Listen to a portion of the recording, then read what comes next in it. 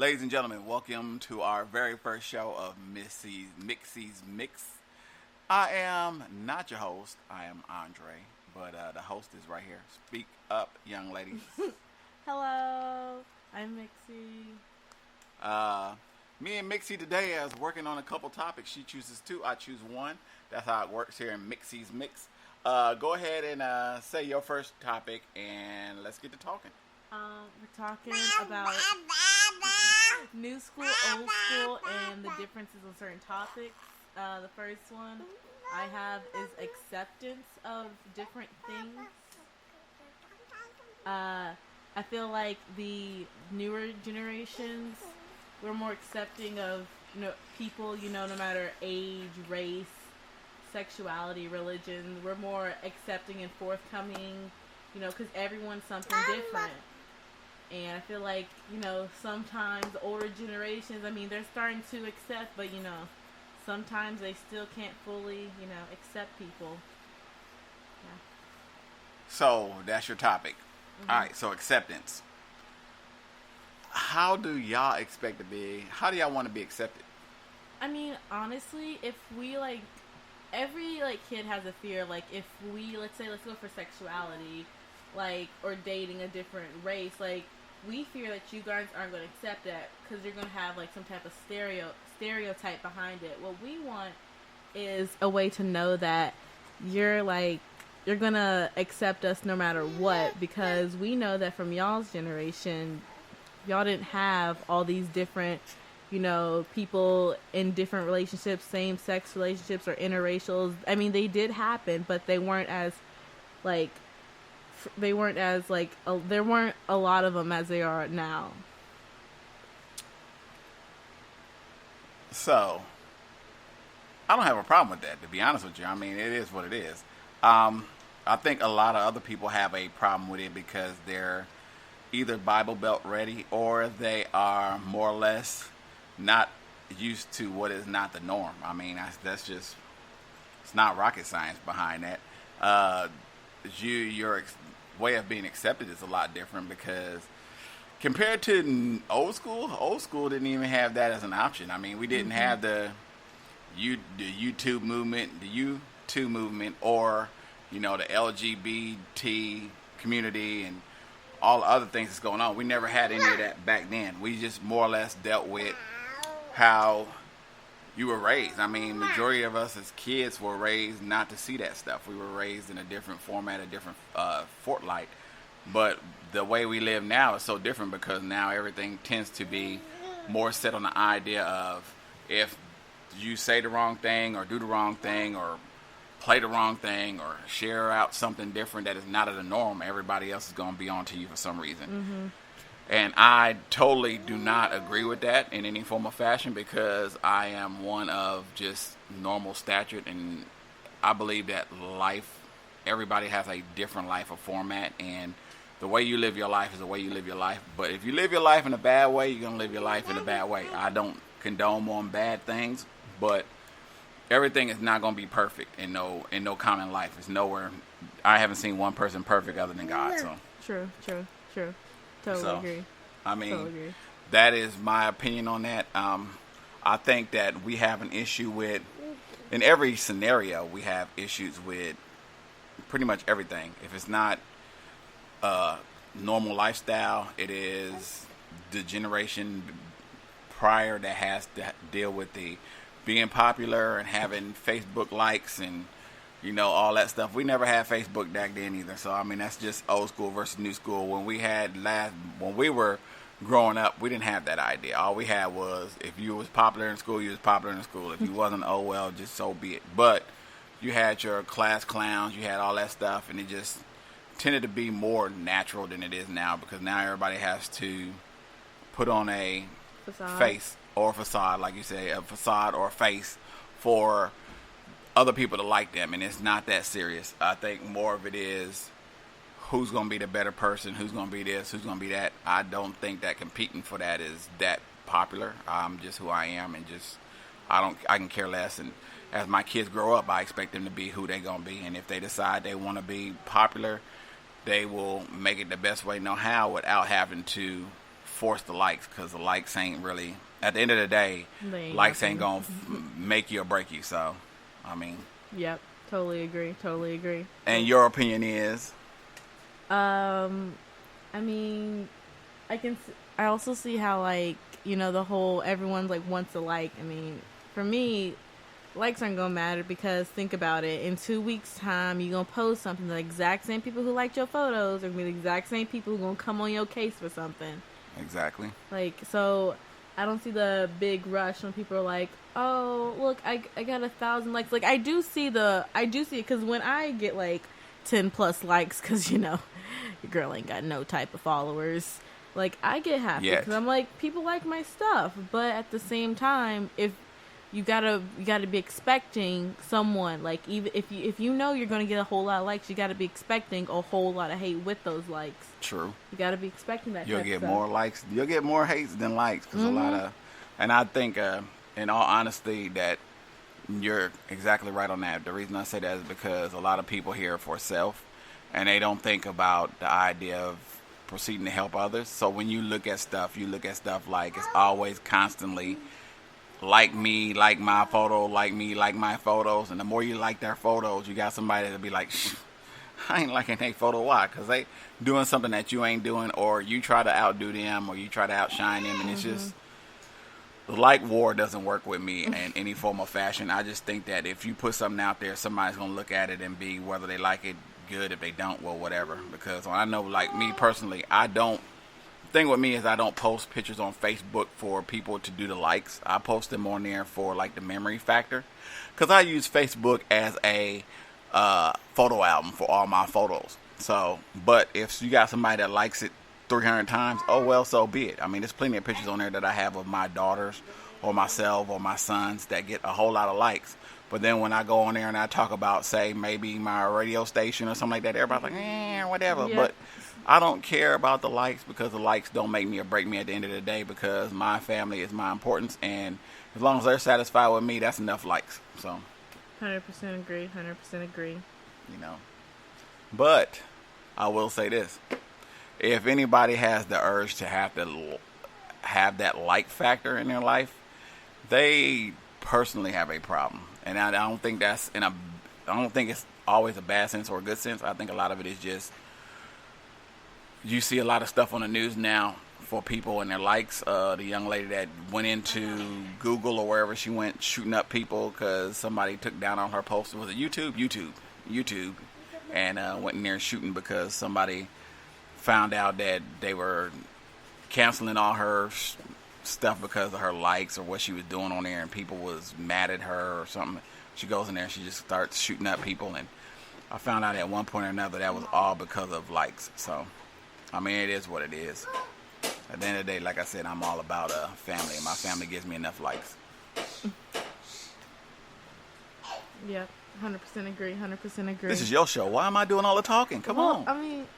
I've said my things about acceptance. I also feel like your generation, you know, like the 80s, they were born in the 80s, kind of grew up in the 90s, maybe late 70s. I don't know how y'all's birthing works, but I feel like you guys kind of got smushed because you guys were raised kind of on the bridge of all these things.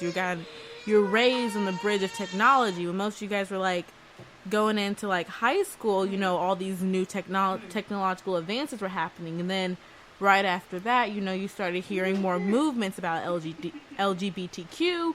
So it was kind of like you guys had to really, you had to like really adjust. You had to figure out like, what am I going to do? Because you weren't raised how like I am. Like I was raised, and when I was born, all these movements were going on. So to me, you know, the LGBTQ plus community was just a part of my life. Like it didn't really, for me, it wasn't like a new concept, and like all this technology wasn't new. But I guess for like, you know, y'all's generation, you guys are still trying to figure out like how to accept something that was kind of like when you were a teenager, just came all about. And you know, I feel like you guys are just trying to figure it out, like how to really be accepting and all that. Because like now you know, some of the now that people of y'all's generation are having kids, and those kids could end up being a part of the LGBTQ community, now you have to really you have to really face this, because back in the day you didn't really have to face things. And you're right. I didn't have to face that back in the day. I think that's, like you said, we're kind of lost in that sauce, and I think a lot of the reason is because it all plays like a domino effect, if you ask me. The reason I say that is because we didn't have social media to start off with. A lot of social media, what we normally had was basically getting up in the morning, watching the news, and hoping that one of our family members wasn't in no accident or nothing like that. Now y'all have instant messaging. Y'all got anywhere to get online and find out who's doing what or where's the next best thing, and all that stuff. And like before, we didn't have that. So, and it spans out into the idea of obesity, because like generations now compared to generations in the past, that we had to go out and play and we had to go and do things, and the only time we actually seen what LeBron and them were doing were back in the day when Kobe and Jordan was around, was watching it on TV. We didn't have no photography, of course, but we had pictures and TV and stuff like that. But everybody didn't have a phone or instantly to be able to share like the Skypes and the Snapchats and all the Facebook Live and all that stuff where you can instantly see this stuff. Like, it's just so much stuff that's saturating right now to the point where we don't know the difference between, hey, what are we doing with the idea of watching these guys and compared to whatever it is, because back in the day, Jordan didn't have all these avenues like LeBron got now. So, I mean, it's a lot plays into that, and the domino effect is the generation now, they're kind of, like you said, we're behind the 8 ball, but at the same time, too, the generation behind us now, y'all are behind the 8 ball, because with all the stuff that goes on, who wants to leave the house? Everybody wants to sit inside, and then they had this whole big deal about, well, every person is obese, and all these people don't take care of themselves, and all this other stuff. And it's like, you order pizza. You can do everything from your phone now. Order pizza, watch movies, do everything. Who's going to want to get up if they don't have to do anything because they got a cell phone? I mean, back in the day, we had to get up for everything. You want a piece of pizza? You got to go get a piece of pizza. You want to go to the store? You got to get up and go to the store. If you want to go, watch a movie, you got to either go to a movie place, or you have to go find somebody that got a DVD, or you have to go to like Blockbuster or Rent-A-Center or R.I.P. Blockbuster. Anywhere that you go to watch movies, and that was what we had to do. But now it's just like, so be it. So, I mean, the domino effect works both ways. I mean, y'all hurting just like we hurting, but like we're hurting ourselves more now because we got them options. A lot of people use them options now. So I see a lot of people that was not obese back then, a lot more obese back then, even now. So, I mean, including myself, because I need to get back in the training, you know what I'm saying? Get my Denzel body back. But we never had a Denzel body. Anyways, yeah, I totally see what you mean, because the phone really has such an impact. I mean, I feel like it's a good and bad thing. I feel like it depends on where you are and how you use the phone. Like, when we used to live at, like, oh my goodness, I totally forgot the place, but it was like near a Dollar General, and all my friends were like in, like, we were all in like the same like split. We all lived in the same spot. Like, we had a friend down the street, we had a friend up the street, and then we had 2 friends on the same street just a little bit further. So if we all wanted to hang out, we could use our phones and talk. We could use our phones and like meet up at someone's house. We wouldn't drive to their house, we would walk to their house. Or because our area was kind of woodsy, we would go to the woods, not like in a creepy way, at daytime. We all know what we were doing, and we would just walk around. But like let's say you live in an area where none of your friends really live near you, and you don't have anything to walk to, you're going to sit on your phone. And I mean, there's not an app that you can't do from your phone. If you want it, there's an app for it. Like, come on, you can do anything from your phone. But I feel like our generation, we have kind of become so accepting that I think we're kind of also afraid to draw the line on what's too accepting. Like, I'm not saying like there's any, like, if you're you, I'm not talking about I'm talking about things for like maybe like I feel like we give so many chances in this day and age because we want to see the best out of people, and it's kind of hard. Like, I can't really formulate what I'm trying to say, but I feel like our generation, we're also lost in the sauce because we have this social media and everyone's trying to get that like, and at the same time we're kind of accepting so many things, and we don't want to not be accepting to so many things because if we're not accepting to like something, someone's gonna hop on our backs. But some people also gotta realize everyone has their opinion, but some people just don't need to say their opinion. Namely, like you? What? What do you mean? Your opinions? I mean, some opinions are harsh. I feel like some people also need to have a filter. That's what it is. Our filter has gone off the roof, and that's what is part of the acceptance. We've accepted the fact that our generation doesn't really have a filter. Like, anything that we want to say, we'll say it, and then after the fact, then we'll think about the consequences. I mean, sometimes it's good, you know, when you're in a passionate, good moment, it's good, but then when you're, like, not in a good moment, and you end up saying something super bad and controversial, next thing you're on the news, and you're America's most hated person. True. All right, so let's go ahead and we got time for one more question. What's your other question? Come on. I want to know yours. No, let's go on your question. I really want to know yours. Because my question we pretty much touched on. I said I was going to ask what went wrong between generations. Oh, okay. But a lot of it is just a lot of it was already planned out and talked about. So yeah, I guess my next thing is, man, I feel like the young generation hates me because I'm just tagging. I feel like the next thing is dating. Young generation, we lost all of it. Everything. Oh, y'all are screwed. Oh, we are totally messed up. Like, let me tell you. Oh, like first of all, here's the thing. Tinder. I mean, there's no one wants a relationship. Snapchat dating. No one wants a relationship. Everyone wants the relationship in the sense of the status. Like, I mean, like my group. Like, I go your to, generation. Yeah, and like maybe some young adults. Like, I go to my school, and maybe in a 2-week time, someone has broken up, got together, broken up, and got together with totally different people. I'm not saying there's anything. I mean, you do you, but at the same time, I'm like, That's called a hoe. No. We're not doing that type of shaming here. Because if a guy does it, he's considered a player, one on you, high five from his bros. I'm just saying how it is at my Anime don't want to hear this from her show. We know. But nah, that's not cool, man. Because I know people like that in real life that just they've been in the corner and they have screwed it up for every real guy that's out there that really is looking for a real woman, because they have the idea in their head that they can get with this woman, get with that woman. I mean, long story on that. But anyway, the difference between generations from what you're talking about in terms of dating is the idea of the courtship of it, the respect. Yeah, the courtship of it. Like, we ain't got none of that. I'm not saying like all guys, all girls want the same thing, but I feel like a lot of guys, if a girl or a guy ain't willing to give certain things up at a certain stage, they don't want it. And I feel like also we don't know the value of a relationship. Like back in the day, you knew, like people back in the day, they didn't like break up because over what she said, what he said.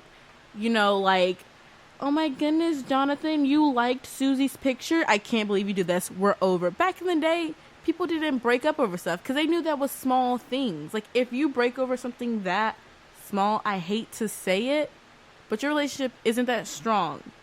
And I know, like, sometimes, you hear things from some people, but you shouldn't just quickly hop on, the bandwagon and think, oh, because he did this or she did that in the first stage of our relationship, we got to break up. Talk through some things like they did back in the day. How about you do that?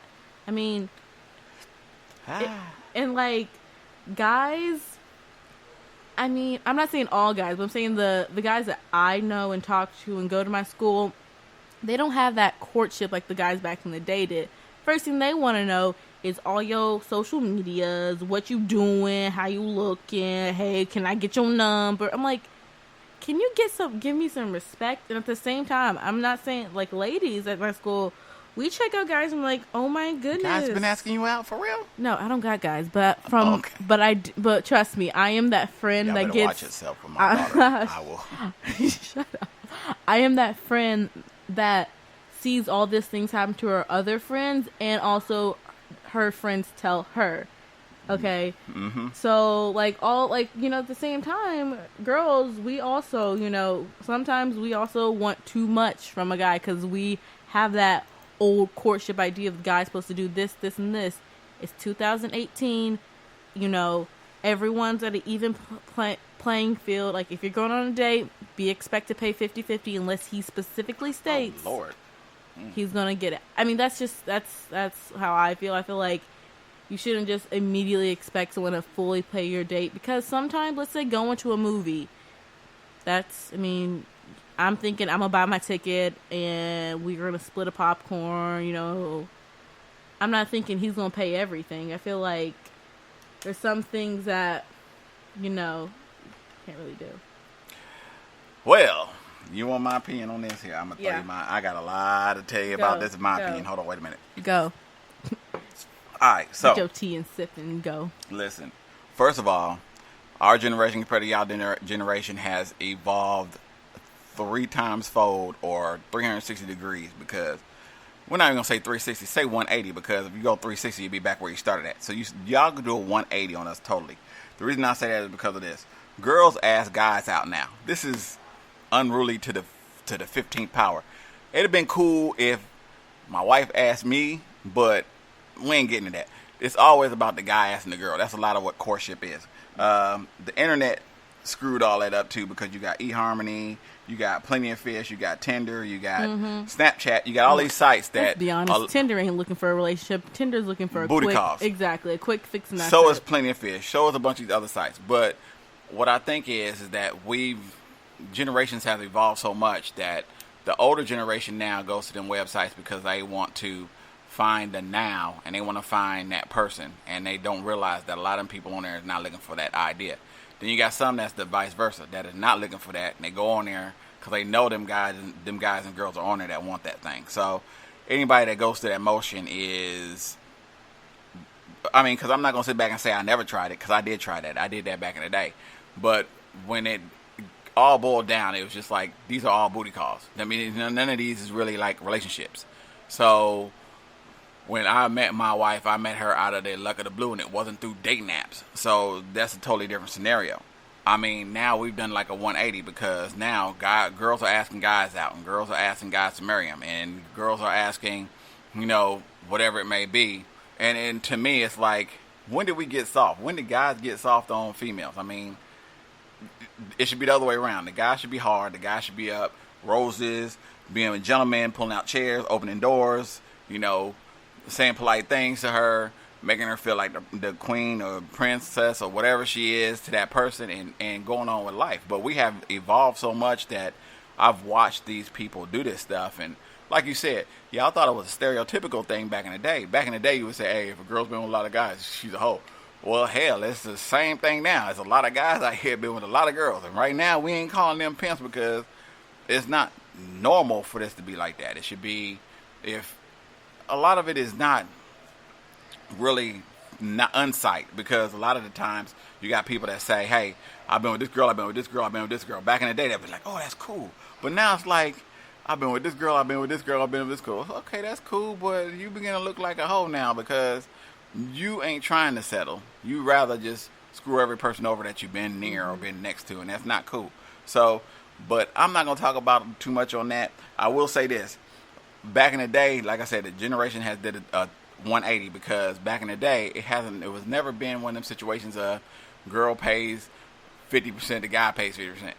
It used to be the guy take a girl on a date, we know the guy's going to pay. Now it's like, damn, we do Dutch now? I mean, like, do we just, hey, let's go get popcorn. You pay 50%, I pay 50%. Hey, it's $6, it's $3 a piece. Whoop-de-woo. If the guy ain't got $6, that's a broke son of a gun, man. I'm just being real with it, because you don't take no girl on a date and can't spend $6 and then whatever money for the movies, right? So it is what it is.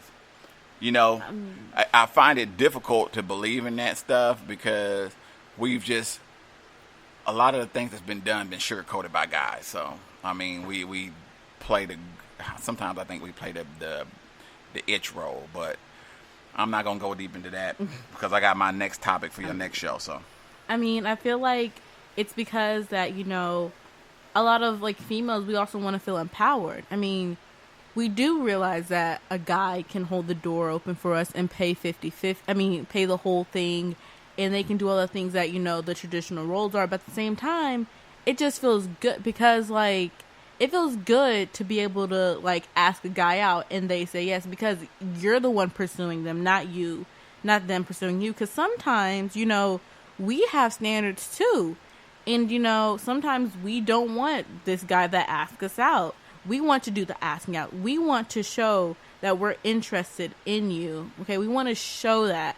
And I feel like me, I am a hopeless romantic. I want a guy that's going to come in and ask me out. Thank you, Jesus. That's going to open the door, treat me all nice. But that's me. I can totally understand why a girl would want to ask a guy out from home, because it's so empowering. It just makes you feel good to be able to do this. Like, it's like you're like, wow, I can do something that's not really the traditional role. Like, I feel like also it's always good to come in with, like, already ready to pay 50-50, because, you know, sometimes a guy isn't the most respectful, or the guy isn't the most, like, ready and forthcoming on certain dates. And so you just have to, that's why you have to have that thing. Like, you have to have that money with you. And it kind of shows that, okay, this girl is actively pursuing me. She's interested when I, or a female, asks a guy out, or a girl, depending on, you know, the situation. She's interested in me, okay? She's willing to pay, you know, if need be, which is also good, meaning she does have, you know, money. She isn't just going to assume, which, you know, 2018, a lot of people are done with people assuming. A lot of people are done with people assuming.